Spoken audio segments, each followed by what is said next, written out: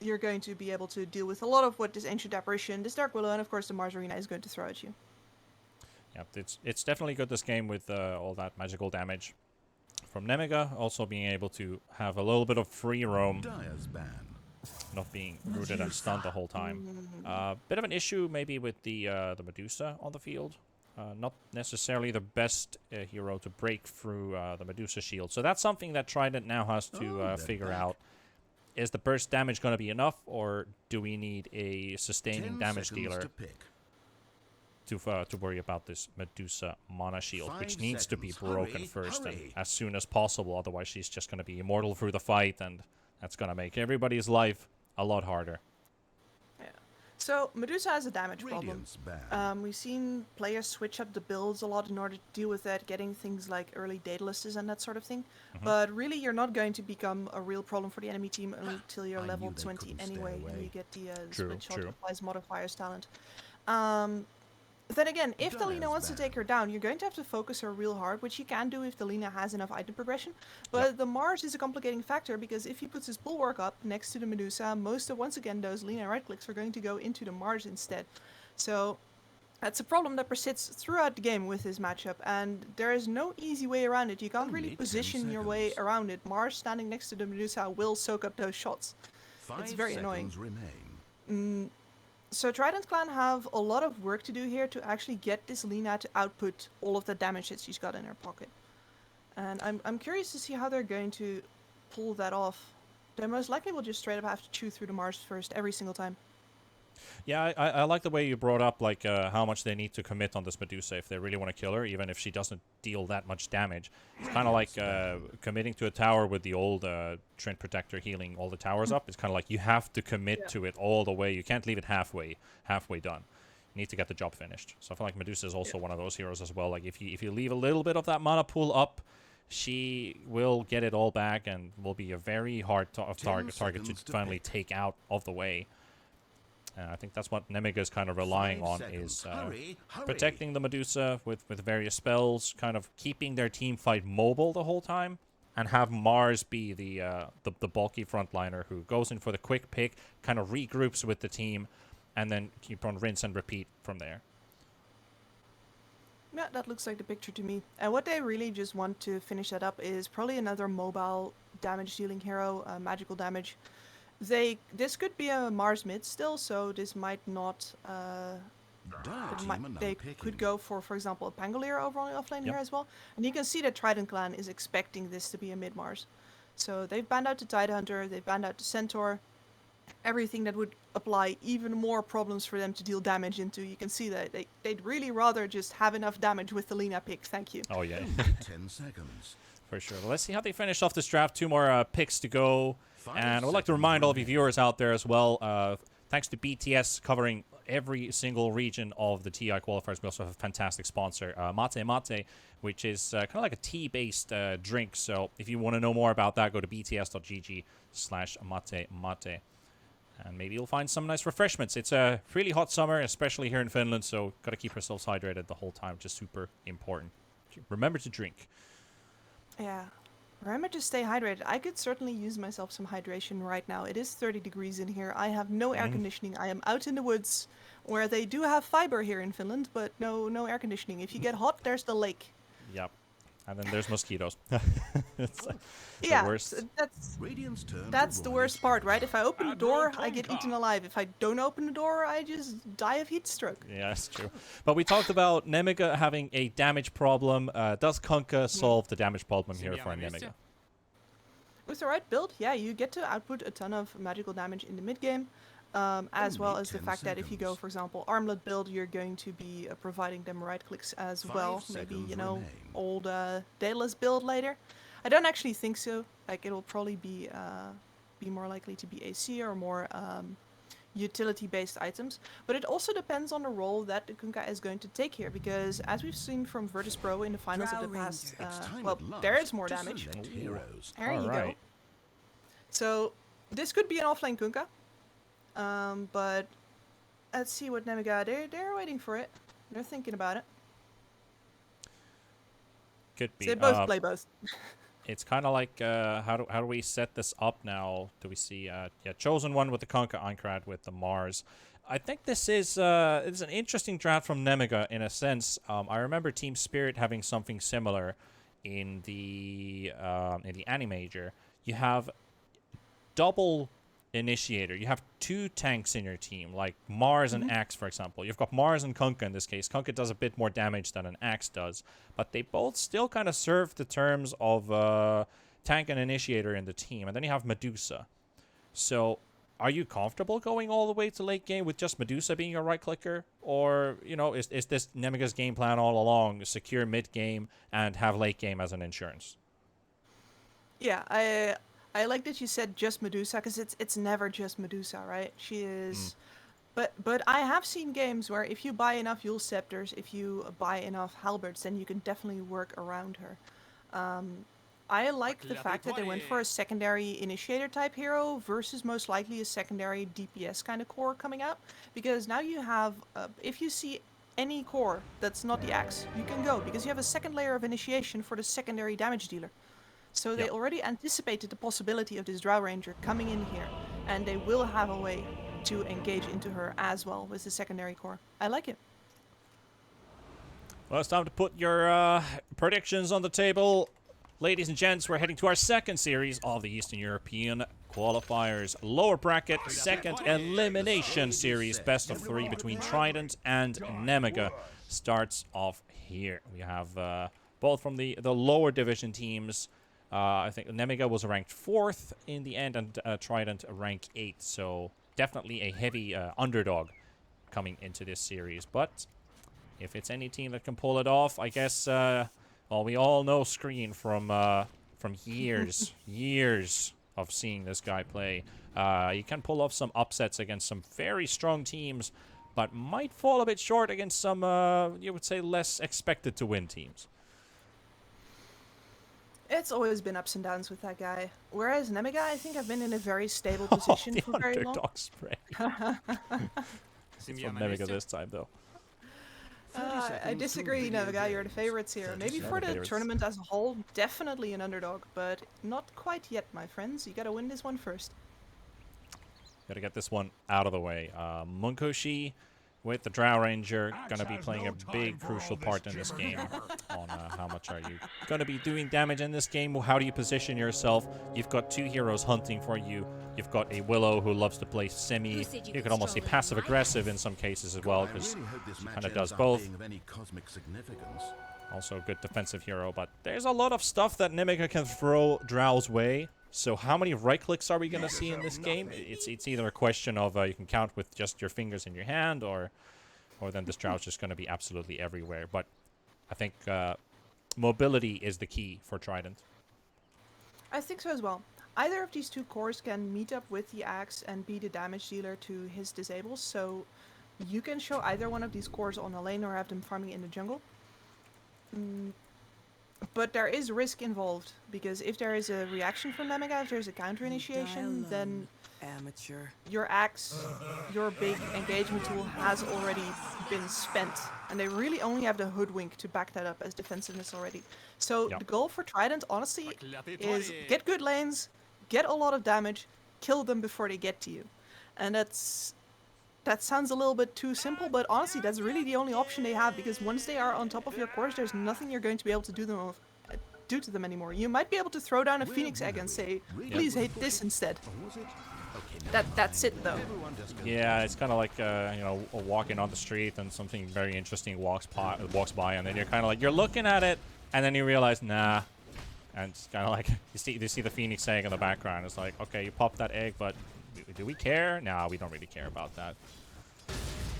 We already have an omelet right here. Mars versus Lina. Lina should be a favorite in this matchup. Mars is great at damage dealing, very annoying with the bonk, but Lina should, with ease, take this matchup. But maybe some help from the supports might be a big play for the Mars, because the spear is still definitely something that Lina has to be afraid of, especially when rotating for those action runes in the river. If a support rotates in, you get the spear off, pin him right on the wall. when the action is happening somewhere completely different, it's Screen who finds a kill on the bot lane, and maybe another one with Munkushi getting the slows, and Screen looking for the body blocks. And a couple extra right clicks should do, but I don't think the damage is going to be enough. Gonna let him walk out. But heavy damage. Excellent start. Yeah. Great start in the bot lane for Munkushi. He needs to be sure that the Chosen One always feels afraid to go in. Keep his HP to half, and you can be sure that you're not actually going to get that Kunka on top of you. You'll be able to spam the wave out with your multi-shot, instead of always being harassed back with the Tidebringer. And of course tanking all of those nasty torrents. It's always when you're playing against heroes like Tinker and especially Dark Willow, you have to practice your bullet hell skills, so gotta be very active with your clicking so you don't get hit by those pesky graphics. Might end up latching on your feet and keeping you still, and then you're dead. That's the big difference here, right? The Dark Willow is definitely the hardest to engage into, but Munkushi doesn't have to engage into anything. He's ranged. Yep. You just stand and deliver, and they're going again. And then deliver indeed, like Highwaymen on the road. Dark Willow still level 1. Screen looking for some vision. Doesn't have the mana for an acorn shot, just needs one more hit, but the salve will be popped by Willow. But if Screen manages to cut the right corner here, gets the salve broken at least, so still the majority of the healing had been done. Still gets back to picking up his courier. That's a lot of stuff. That's a Windlace, a Clarity, a Mango, Fairy Fire, some wards. That's all from the first blood that he picked up. That's a lot of stuff for a support 3 minutes into the game. They're just thinking payday at that point. They're diving Munkushi. Torrent misses. Two-man bushwhack comes out. Maybe kills the Kunkka in time, but it will be the Drow falling first. Willow will be a tray. Screen picks up a second kill. Kunkka TPs all the way back home. They killed the Drow. And that's exactly the scenario I was talking about, right? If the Drow has enough damage, she's going to kill them before they get to her, but otherwise there's just not much possible response. And as Dark Willow is going to be doing well. She is going to be aiming for the Drow, let me put it that way. It's also a good, important move that they did with the call there. Is just full commit to it, because we know the Drow is basically in a defenseless position here. We don't need to dive the tower. Get a sweet spot like that, you can't really miss the opportunity, despite Screen doing a lot of damage on this Hoodwink. But also very cooldown reliant. You know the Hoodwink uses his spells. It's like we can go after or we can go before. Lowdown getting dove? Literally. There's a bit of damage here from Fraser and Soul Eater. It's gonna be enough. Trident will find a kill here. Axe makes his way out as well. And they are pressuring this Medusa lane a lot. I've been looking at them a couple times on the camera, and you can see that they're constantly under the tower. And Soul Eater and Lodin have been trading a lot. Kiritich is not yet at the place where you can start bursting waves with a couple of split shots and the Mystic Snake. He needs the first pointed mana shield for the survivability. He needs the snake levels first as well to make sure he keeps his harass up, and now he can go into the split shot. But for now, yeah, the enemy side pushes the waves a lot harder. He's a ranged hero. He can't really clear this. And that will get his support into trouble. Just a bit curious about the Chosen One here in this lane on this Kunkka. Because I'm not a big fan of the pause 3 Kunkka, because it just feels like it starts off way too slow, but you're playing up against a hero who also starts off kind of slow, which is the Drow Ranger, so I think in this case it's alright. I mean, in this game especially, you're going to have the Mars make a bunch of the moves that normally you would as an they're making a play. Stun on the Drow, but can't quite close in the gap with Screen in between. Slams the door. Yeah, with Aincrad here, the Kunkka doesn't need to make as many moves as he normally would. And I think this was, as you saw from the big screen, sort of early. This is exactly the play that we were kind of thinking about here, Kips, as well, with the Lina going for the action rune, takes down Lodine, but will pay with his life. Through blood, victory. And yeah, it's not the Kunkka who needs to rotate; it's the Willow who comes in for the rescue. Great trade for Nemiga. Loses support for it because of, well, again, you're always going to lose heroes in this game. There's too much damage coming out from Trident as you're engaging into them. But that's a sacrifice that the supports will happily make. Arcane power. 6.5 minutes in. Lina's still ahead of the CS chart, but Mars has been doing a great job keeping up. Minecraft 39. And I think this is the positive side about him here is being able to clear the jungle camps with Bonk, keep up a very good pace, get those early levels, and maybe do a little bit more than a Kunkka would do as a mid hero in this game, kind of controlling the tempo with the kind of being an offlaner with a little bit more damage than the Kunkka would usually do. More damage, and especially the huge threat of that arena being thrown down defensively or offensively. It makes it very hard for the side of Trident to actually go for any towers.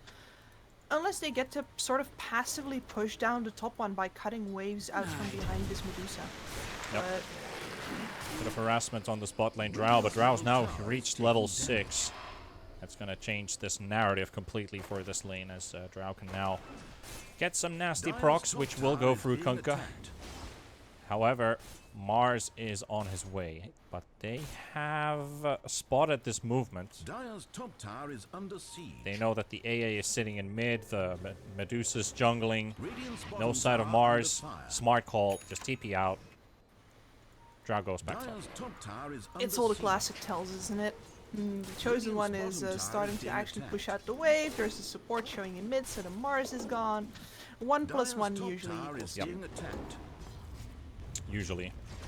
Thank God in this case it did. That would have been a very expensive death for the Drow as well, because you're kind of like, yeah, we did actually a really good job in this lane, pushing out the Kunkka and the Willow. That's what the Kunkka usually just can't handle the 2v2s that well. It's really down to the support how much they can do. So it kind of opened up a lot for this Hoodwink to have more game playing. Plus, I think the first blood on screen against the Dark Willow really made the big difference on how this lane is going to be dictated. Yep. And now, bottom tower going to be traded away versus the top tower, so both jungles open for the enemy here. See, Aincrad has already claimed a bunch of the very forward creeps, whereas Munkushi probably not going to be as bold. Bottom tower is demolished. Playing it safe for now. There is a Dragonlance coming up on the Drow. Looking at Axe. Axe is starting to work on a Blink Dagger. Nice, juicy Ancient stack there as well. Should be a couple Drow's hundred. gonna be sad. Drow is sad that she is not going to get any of that, which is a little bit of a problem with this lineup. Everybody needs items, and they all need to go get them in the jungle. Yeah, everybody's kind of thirsty for it, but I like that Munkushi is actually moving further away from the ancient camp, so Fraser not only gets 700 gold from this camp, but he also gets solo XP out of it. So you have your axe building up nicely. However, aggression from Nemiga. Medusa has joined the party as well. 4 heroes mid. Here goes the spear and the arena onto the axe. The heal is coming through. Bow, Torrent, a lot of damage. No way for Fraser to survive. There is Kiritich. Awkward spot though. Mana has been burnt out. There goes the Laguna Blade. Screen can't quite go in because the stun's about to pop. Medusa walks out. The axe will die, and they also don't have any more ultis to really give into this fight, so looks like they're just going to defuse this whole situation. Yeah, this is the kind of problem with going on Axe, is that you're going to have to spend both of your ults. You can't solo kill him with one of your heroes, so you don't have that extra layer of initiation for when these ranged right clickers come in. Luckily, Nemiga gets out without any losses. But it does show that Nemiga 2 need a couple more items before they're able to actually decisively win these kinds of fights. True. The way that they need to kind of look at this this game is wait a little bit longer for those big items. I think those big items are more about the stats and the initiators. Who gets the better surprise? And obviously, I think the big play is the smokes. Screen's got 2, but they're stacking up in mid. Quick Kunkka kill. Is it a quick Kunkka kill? Nice terrorize. Burning, burning, burning, and sniped right between the thighs. And the Chosen One is out. As he walks away. That's a pretty wide arrow that the Hoodwink seems to shoot. The hitbox Yeah, is not bigger really. than it it should be. Unfortunate I'm- for the chosen one there. Yeah, I was just thinking like, is the animation actually bigger than the power shot on a Wind Ranger? I felt like the power shot's a bit smaller. It is. Definitely less reach as well. But there's no So Wind what Ranger are- here. Nope. So what we're going to be looking for instead is both of these blink dagger timings that are going to come out. Einkrad has got his coming up in about 60 gold. Fraser a little bit further off the mark, but I'm not sure if it's actually going to be far enough Yep. that the first engagement from Nemiga is already going to have happened. Nemiga need to move really fast with this blink if they want to Yeah, be they're ahead of the axe blink. already, they were stacking up almost half a minute ago as well, knowing that this blink is going to be up, the smoke's brought up. And they are going for a move here. See if they can make something happen with the smoke. It is Einkrad and Heaven. Heaven on the Dark Willow. Lowdine is also coming in. There is a screen, but he is not the target. And they're under a ward, he realizes. Get the heck out of there. Nemiga is going to bite the dust on this one. Do they transfer to this tower? Because Trident's coming in to defend it. They should. I'll get over it. Misses the spear. Doesn't quite connect there. Haste! Willow also uses the Dark Realm and quickly moves out. And because yeah, they missed a kill on Fraser, he's got a blink dagger now as well. So this engagement just became a hell of a lot more dangerous. Yep. I think I'm they not now sure if know you saw that it. they were probably spotted at some point. They did the de-warding in their own triangle. So like there's no ward here. But most likely in the offensive end they were spotted. And now they're not expecting this at all. They did smoke, but they're heading elsewhere.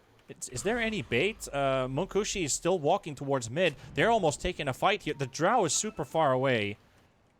And they need to close in this distance. Thank God they didn't actually jump in, and Munkushi didn't even actually reveal herself on this lane.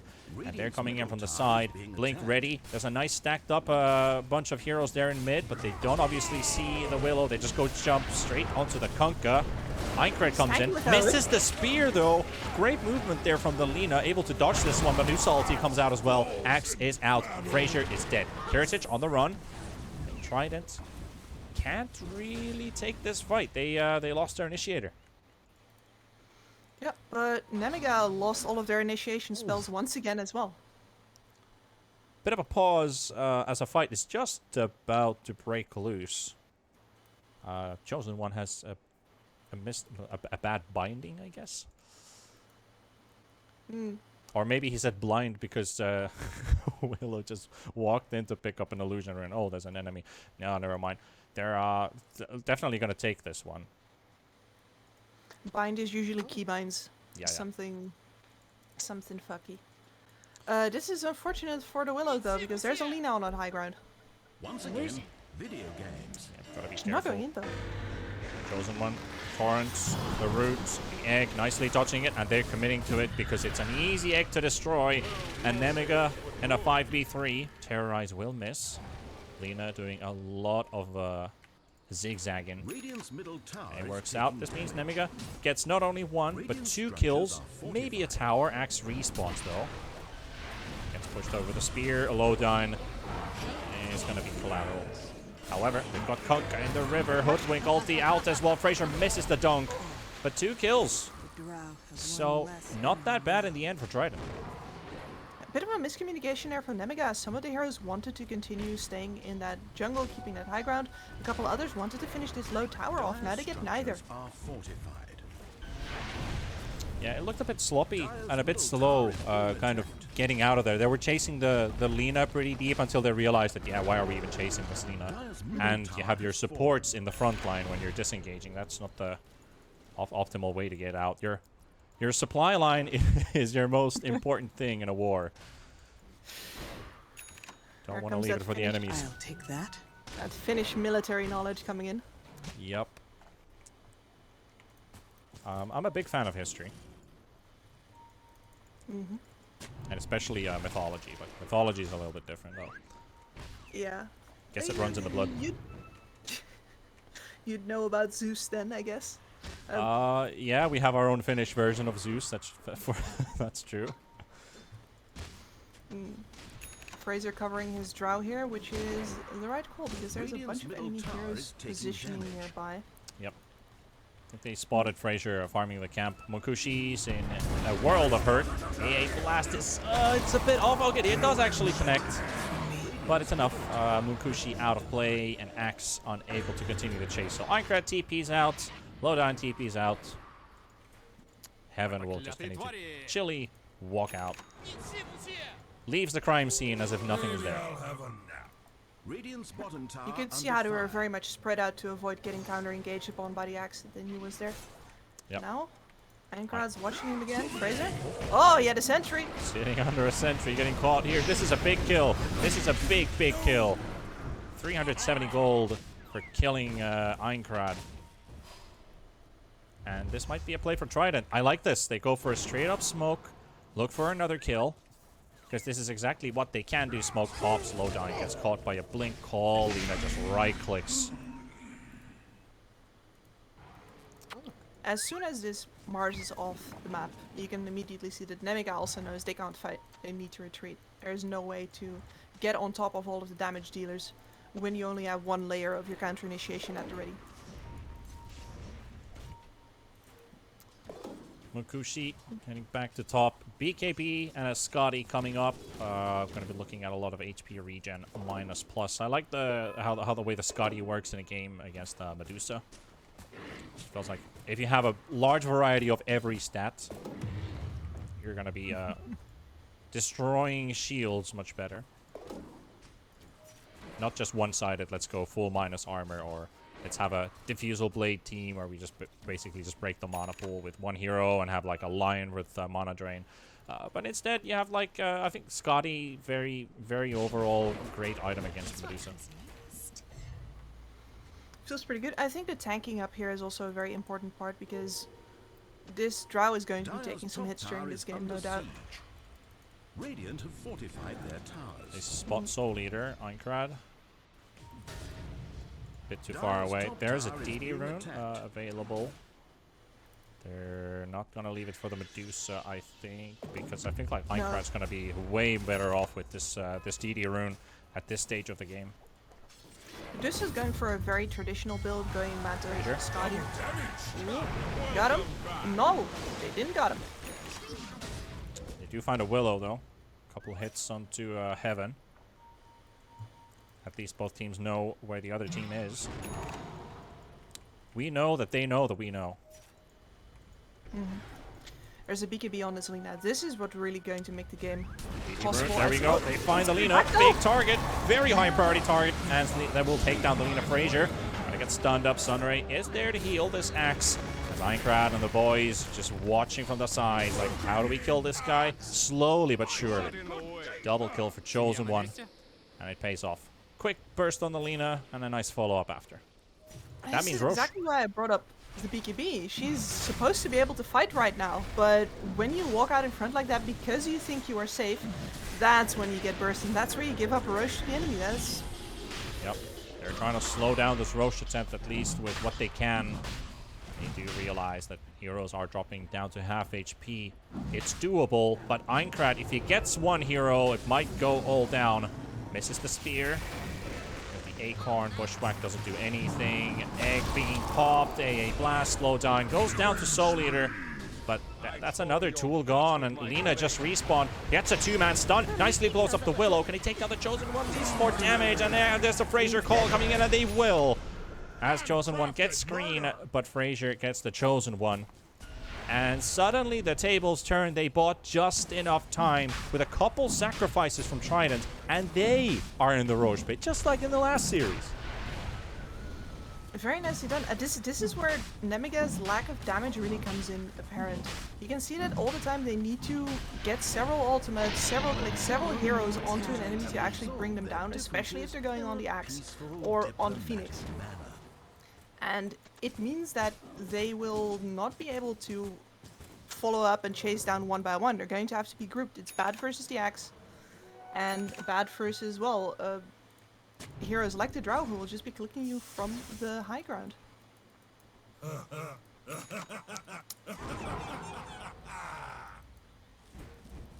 You can laugh about Minecraft, but you have your work cut out for you. Your Medusa is not going into damages yet. This is Mount Scotty. This is a very defensive build. You want a Daedalus on this woman. For sure, a defensive Medusa for now, while Lina is building into a Daedalus. Straight up aggressive TP into top. They know they have the Aegis advantage. Force out the glyph from Nemiga. Start sieging up this tower. Even if Tridents were 0-7 in their group stage, they're definitely making Nemiga fight for their lives in at least in this game 1 here. 21 minutes in, they have a tiny lead. Their lineup is looking pretty good. But if we look at this game at 20 minutes from now, it might be a whole different story. They're coming in from the back though. This offlane axe is outdoing the mid lane Mars. It is. There they go. They got their case. They got their catches. They do have the Yules. They're keeping the axe away. And Drow Ranger in big trouble. They will lose the Aegis. And Lina's just standing still. Lina's going to get blown up with the BKB on because Medusa just stone-gazed her, stared straight into the soul of this Lina, and she goes out. Meanwhile, on the sideline, Drow Ranger once again being initiated on, and an aggressive Bedlam from heaven that will take down Monkoshi. And Nemiga, they kill 3 heroes, they get the Aegis, and then they get Drow a second time, plus the Lina on top. And they look to push high ground, maybe even. Oh, some really sloppy positioning. No, they're refilling the Dusa. They're going to look to take at least another wave here. Maybe grab the mid tower actually. Yeah, I'm just looking at how quick does this wave die. Like, can they actually get onto the high ground? Looks like they will. Yeah. Solar Crest buffed up Medusa. Fraser coming in with a call. Aincrad does look for the spear opportunity, but he gets axe pinned onto the Ranger axe, and that should be another aggressive Bedlam from the Dark Willow. Heaven really not afraid to go into the enemy high ground. The Chosen One about to fall, but lives with 100 HP and walks out the safety. They did a couple hundred damage onto this tower, but they killed the axe. Chosen One luckily brought his own pipe. Is going into an AC next, which is really going to boost this Medusa's damage as well. But you can see here that both teams have really big troubles just because of their lineups in this game. Nemiga need to hit their ults, otherwise they're not getting a fight. Trident need to watch their positioning, because if the Lina doesn't get to deal her damage, then the Drow is all on her own, and it doesn't matter that you have 2 lives.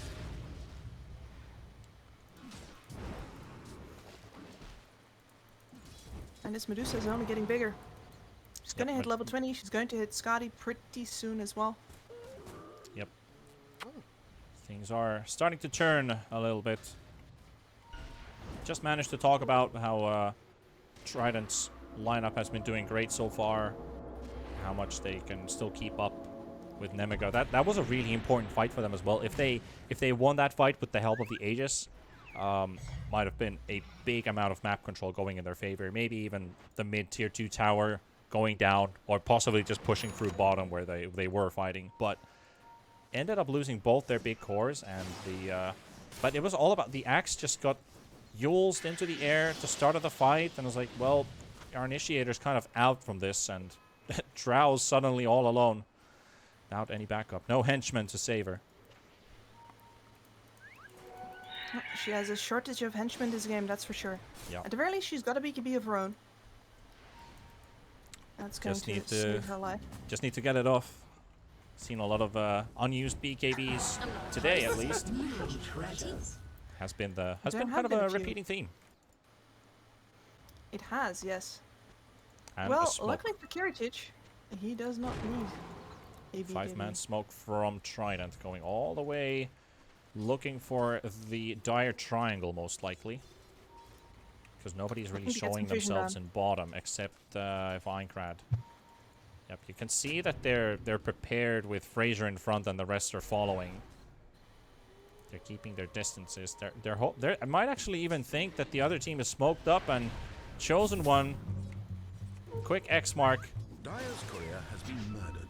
Yep, they won't jump on that one if they know that's not the play to go for. They are still hidden. Now Lina reveals himself. They know that this was a smoke. Do we see a Nemiga counter smoke? This would be the time for it. Yes. Yep, there they go. Counter smoke into their own triangle, under Trident's vision. Trident has the upper hand. Medusa has a DD though. And there's the Scotty. Fresh Scotty Look how carefully they go. Medusa in front, wards onto the high ground, and the smoke will pop. They see Medusa, they know something's up, and they quickly disengage. They realize Dire's instantly middle tower taking not to damage. take this one. It is breathtaking for a second there when you realize that the fight might start, but it doesn't really. A whole lot of build up for a very careful disengage there. You could see that both teams throughout all of that were positioned just so that they would not actually get caught off guard if their smokes popped at any angle. Kiritich always guarding the flank in that jungle as well. Now with the double damage, he's ready to push some towers. Yep, You guys BB want to pop, fight? Solar Crest. Challenge has not been accepted yet. Kiritich. About 100 damage per shot onto this tower. 25 hits and it's gone. 1, 2. Glyph being used. Mukushi is now a thing of the repositioning. Drow's positioning. We talked about it. Has to be huge here. They're not doing much damage onto this Medusa. The tower is gone. Radiant's middle Minecraft. tower has fallen. He is the man who goes in first if Nemiga wants to take the fight. But they get a tower. Back out once again. Trident. Very careful. They know that the next team fight might be game winning or game losing. They really need to keep their hopes alive by taking the next team fight either through a pick-off or Frazier. Because I feel like there's a lot on the shoulders of this axe. Nemiga has a lot more initiators than they do. He's carried it really well so far, but at some point the things you can do really run short. He needs that BKB. He is running a high risk of dying if any fight at all breaks out right now. Yep. He cannot use that hit to his economy.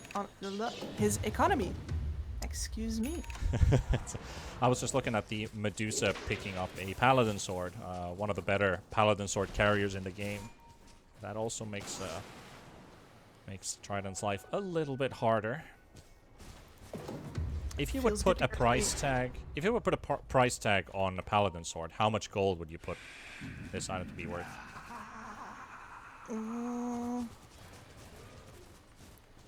Would you say it's is it better than Assange and Yasha, which has like almost I mean Assange and Yasha as in like two separate items?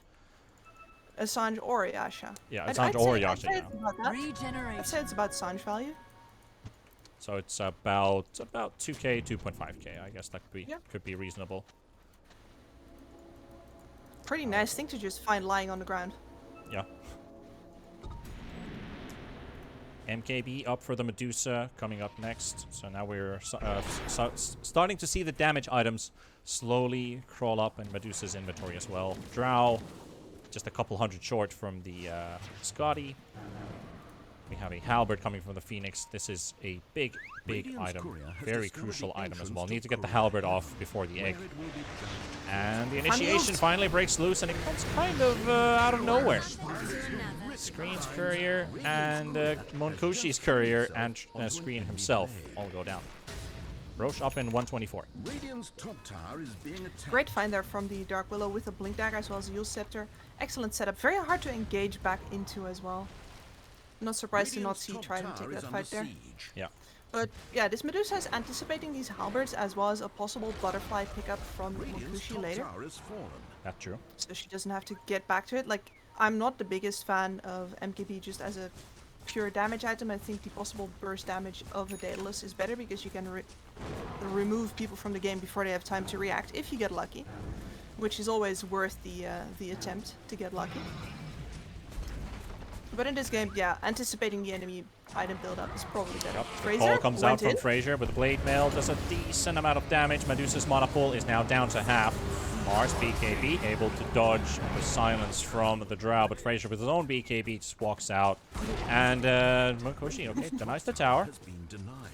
But that's the arena down. This could be the call for Trident to go in, and they get another call on the Medusa. But here comes Aincrad. He completely evaporates Lena's attempts to take down this Medusa. Medusa gets the Stone Call. Stone Gaze off as well, but Soul Eater's egg in the middle of the team fight. It gets blown away. Lena getting chased up, being hit by Kiritich and Aincrad. Kiritich takes a double kill. Screen forced out from this fight, and Frazier finds himself very alone, surrounded by enemies. Drow is already at the safety in front of her own tier 3 tower. Aincrad soaks up these right clicks, might just go down, and will, with the help of Soul Eater, throwing in the burn. But it's a costly fight for Trident, and Kiritich just keeps on going. He does, and there the egg almost baits in both the Lina as well as the Drow Ranger to look at the Medusa, because they want to take her down while the egg is there, right? It's like, alright, fine, she's not focusing us, she's not putting the Skadi on us, we can go here, but they're in such a hurry to get things done during the egg that they get stone gazed up. It's Yep. it feels very silly, but they have to walk away while that's happening. You can't just Very face true. tank that, guys. Meanwhile, Screen getting thrown up into the air, Yule's into the root, and Kiritich does the rest. Medusa 606 still unkilled this game. Soul Eater might be the next. Screen goes for a buyback. AA Blast, not quite on point. Munkushi, oh, the Bedlam comes out, unable to target this this Willow. Heaven might have gone a little bit too far this time. Forces the BKB out of the Drow Ranger. Lena coming in from the back as well. Frazier gets the call on the Medusa. Medusa is sitting at 600 mana, gets the Stone Gaze off, and that's a call for Trident to try and get out. But Lena, you ain't going anywhere. You're getting smacked by Scotty. You're getting the Frostbite everywhere across your body, and it's a triple kill for Kiritich as he gets another one. Frazier goes in for the blink call, tries to move the Medusa a little bit closer, but not gonna be enough. And Chosen One keeps on spamming those X marks. Munkushi, and here comes Aincrad to the rescue. Drow Ranger goes into slap onto the side to take down Frazier, and then Munkushi. I've done the world a favor. Team wipe in the end. Team wipe. And the damage problems have finally arrived, where Trident just can't quite output all of those right clicks that they have fast enough in order to actually make sure that Nemiga can't reach them. Beautiful play there from the Dark Willow as well, going back and attracting so much attention and giving his team the opportunity to flank. And Nemiga, they're not gonna wait. Nemiga crushing down the tier 4 towers as Screen says the two magical letters GG. And Nemiga take game 1 here in a convincing manner. Didn't really leave much for Trident in the end of this game. But I have to say, a couple things from this game in total. We had a lot of really good smoke plays and a lot of reading of the map on where the opponent is most likely going to be. So I did like a lot of positive things on both sides. And in the end, it just felt like Trident is playing a little bit more defensive than Nemiga is. And Nemiga is the one actually doing the primary initiations. And let them the win in this game. Yeah, Frazier did a lot of heavy lifting this game. I think this Axe actually played out of his mind. He had an amazing game. Very good calls throughout. But he is just one man. What can one man in his leaf loincloth do? Very true. When facing up against both Aincrad as well as the Chosen One, who are going to be brawling with him, as well as, of course, Kiritich getting harder and harder to bring down throughout the game. So really, at the end, it's just not enough. And I do think Trident Clan have to go back to their draft here, and maybe I was not very convinced about that Lena pick, especially not into the Mars already, when you're going to have trouble targeting who you want when that bulwark is right there. So they're going to have to look for something different here. And Nemiga so far just looking slightly more solid. Probably Nemiga been very hungry since pretty much since last year. The roster hasn't had that many big changes, and they're trying to solidify their spot as a Eastern European team that can definitely face off against some of the better teams as well. So was expecting them to come in strong against Trident, but I think there's a lot of improvement from them as well. I think their laning stage has one or two things that could go a slight bit better, but I love that they're playing with the strengths of Aincrad. Who masterfully really bought a lot of time in the early game with those rotations, getting the help from Lodine coming into mid with those rotations on the Lina, really shutting down the Lina from the game as well. But in general, I think I have a little bit higher expectations from both of these teams. But I think this is a good time to take a tiny break as well, as we will return with game number 2 of this elimination series in the lower bracket. We'll be back in a couple minutes.